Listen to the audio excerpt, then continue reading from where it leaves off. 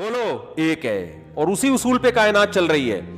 عقل کہتی ہے اس کا کوئی شریک نہیں ہے. اگر آپ یہاں عقل استعمال نہیں کرتے, اگر آپ ہندو ہیں اور آپ کے پنڈتوں نے آپ کو پتھروں کے بنے ہوئے بتوں کی عبادت پہ لگا دیا, تو قیامت کے دن یہ عذر نہیں چلے گا کہ اللہ یہ ہمارے باپ دادے ان پتھروں کی پوجا کرتے تھے اور ہم نے کئی دفعہ یہ دیکھا ہے یہ بت کو ہوا میں اڑتا ہوا اور یہاں سے دودھ کی نہریں نکلتی ہوئی. اللہ کہے گا جس کے سامنے تم نے 4 روٹیاں رکھی صبح سے شام تک, وہ 4 کو 3 نہیں کر سکا, ٹھیک ہے نا, خوشبو پہ گزارا کر رہا ہے. وہ جمعے کے بیان میں کہا تھا نا میں نے, وہ خوشبو پہ گزارا کر رہا ہے. وہ پنڈت کہتے ہیں 4 روٹیاں بھگوان کھا کے ختم اس لیے نہیں کرتا کہ خوشبو پہ گزارا کرتے ہیں بھگوان جتنے نا, یہ بھگوان کیا کرتے ہیں, یہ روٹی کی خوشبوؤں سے لذت حاصل کرتے ہیں. تو عجیب بات ہے, جو عبادت کرنے والا وہ تو پراٹھے کھا رہا ہے 3-3 4-4, بھگوان روٹی کی خوشبو. تو پراٹھے کھانے والا زیادہ طاقتور ہوتا ہے یا خوشبو پہ گزارا کرنے والا؟ تو اس کا مطلب جو عبادت کرنے والا وہ تو زیادہ بڑا فنٹر ہے, وہ تو 4 پراٹھے کھا لیتا ہے. یہ بھگوان کے سامنے صبح سے ایک پلیٹ رکھی ہوئی ہے, ہلنے کا نام نہیں لے رہا. یہ عقل, یہاں آپ کو عقل استعمال کرنی ہے کہ جو بنے ہوئے ہوتے ہیں وہ معبود نہیں ہوتے. کیا قرآن کا انداز ہے, قرآن سمجھ میں ہی عقل مندوں کے آتا ہے. الہم ارجل یمشون بہا, اللہ فرماتے ہیں کیا ان کی ٹانگیں ہیں جن سے یہ چلتے ہیں؟ ام لہم ایدی یبطشون بہا, ان کے ہاتھ ہیں جس سے یہ پکڑتے ہیں. ام لہم اعین یبصرون بہا, کیا ان کی آنکھیں ہیں جس سے یہ دیکھتے ہیں؟ ام لہم اعین یبصرون ام لہم آذان یسمعون بہا, کیا ان کے کان ہیں جن سے یہ سنتے ہیں؟ ضعف الطالب والمطلوب, فرمایا جو ان کو طلب کرنے والے, ان کو چاہنے والے وہ بھی کمزور, اور جن بتوں کو تم چاہتے ہو یہ بھی کمزور. یا ایھا الناس ضرب مثل فاستمعوا له, اے لوگوں ایک مثال بیان کی جاتی ہے, غور سے سنو, کتنی آسان مثال. ان الذین تدعون من دون اللہ عباد امثالکم, یہ تمہاری طرح کی بنی ہوئی مخلوق ہے جن کو تم پوج رہے ہو, تمہارے جیسے ہیں یہ. اور کیا فرمایا کہ ایک جگہ تو سورہ حج میں اللہ نے چیلنج کیا, فرمایا کہ وہ کیا زبردست آیت ہے, میں اکثر پڑھتا ہوں, یا ایھا الناس ضرب مثل فاستمعوا له, غور سے سنو اس مثال کو اے لوگوں.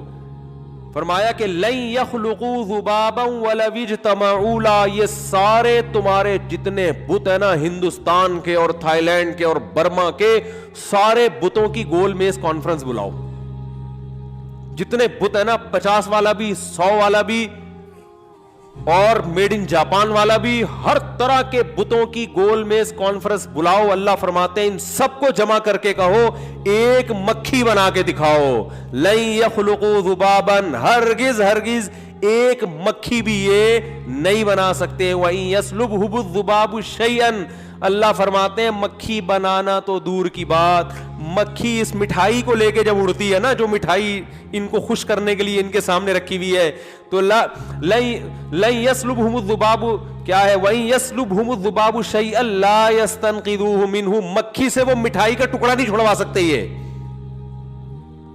تو یہاں عقل استعمال کرنی ہے کہ بھائی یہ بنے ہوئے بت ہیں, یہ خدا نہیں ہو سکتے, یہ ہماری بگڑی نہیں بنا سکتے, ان کو اٹھا کے پھینک دو, کچھ نہیں کر سکتے, یہ کسی کام کے نہیں ہیں, ان سے تو ہم اچھے ہیں. ابراہیم علیہ السلام نے کیا تھا نا, وہ سارے بتوں کو ٹنڈا پنڈا کر کے ایک کا ناک کاٹا, ایک کا کانک کاٹ کے نا بڑے والے مسٹنڈے کے گلے میں جا کے کڑال لٹکا دیا انہوں نے, یہ ان کو سمجھانے کے لیے کہ یار تم تھوڑی سے تو کھوپڑی استعمال کرو.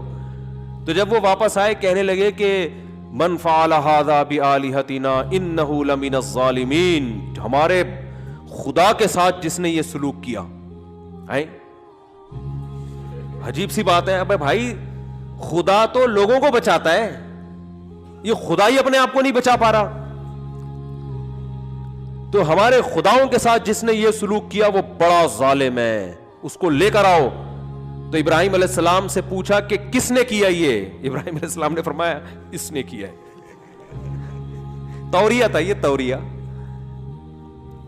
مطلب یہ کہ سب کو پتا ہے کہ میں نے ہی کیا ہے, لیکن میں ذرا تمہارے منہ سے اگلوانا چاہ رہا ہوں. تو انہوں نے کہا کہ اور کہا کہ دیکھو یہ اس کے گلے میں کلہال لٹکا ہوا ہے, سب سے پوچھو سب اسی کا نام لیں گے. حضرت ابراہیم علیہ السلام نے فرمایا کہ جس سے بھی پوچھو گے نا جس بت سے بھی وہ بولے گا اس نے کیا ہے, ان سے پوچھ لو. تو وہ کہہ رہے ہیں کہ لقد علمت ما هؤلاء ينطقون, اے ابراہیم آپ کو پتہ یہ بول نہیں سکتے.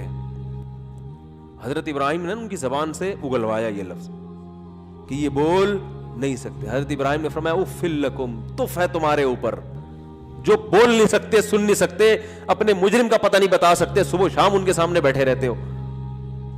لیکن وہی ہے نا, کھوپڑی کام نہیں کر رہی. اس میں بڑے بڑے پڑھے لکھے لوگ بھی ہوتے ہیں. آپ یوٹیوب پہ ویڈیوز دیکھیں, صبح صبح گائے کے سامنے کھڑے ہوئے ہوں گے اچھے خاصے پڑھے لکھے لوگ بھی, وہ پیشاب کو پتہ نہیں کوئی یوں کر رہا ہے, کوئی یوں کر رہا ہے, کہ کیا کر رہا ہے, کیا ہو گیا بھائی, یہ گائے ہے, تم اس سے اچھے ہو, تم اس سے زیادہ مقدس ہو, کیوں اس کو اتنا پروٹوکول دے رہے ہو, یہ تو گائے ہے, اس کو کاٹ کے کھانے کی چیز ہے بھائی, یہ مقدس تھوڑی ہے. تو کیا یہاں آپ کو عقل استعمال کرنی ہے؟ نا نا نا نا, خدا صرف ایک ہے جس نے ہمیں بنایا, اور وہ نظر نہیں آتا, کیونکہ جو نظر آتا ہے وہ خدا نہیں ہو سکتا. لیس کمثلہ شیء, اگر وہ نظر آتا تو پھر وہ خدا نہیں ہوتا, کیونکہ اس کا مطلب ہماری آنکھوں نے اس کا ادراک کر لیا ہے.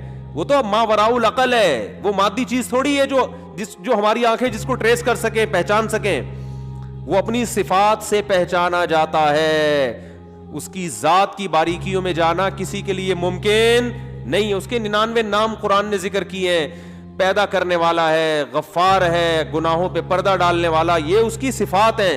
وہ صفات سے پہچانا جاتا ہے, اس کی ذات کی حقیقت تک کوئی بھی نہیں پہنچ سکتا. عقل سے بالاتر ہے, جو عقل سے بالاتر ہو اس کی ذات تک کون پہنچ سکتا ہے؟ تو یہاں بھی آپ نے عقل استعمال بولو کرنی ہے. اگر نہیں کرو گے قیامت میں الٹے لٹکے ہوئے ہوگے. اللہ کہیں گے میں جانور سے توحید کے بارے میں سوال نہیں کروں گا, کیونکہ جانور کو کھوپڑی نہیں دی, تجھے میں نے عقل دی ہے, عقل جو نعمت دی ہے اس کے بارے میں سوال ہوگا. یہ بیسک بنیادی چیزوں میں اس کو استعمال کیا تھا کہ نہیں کیا تھا. Thanks for watching. Don't forget to like, comment, share and subscribe to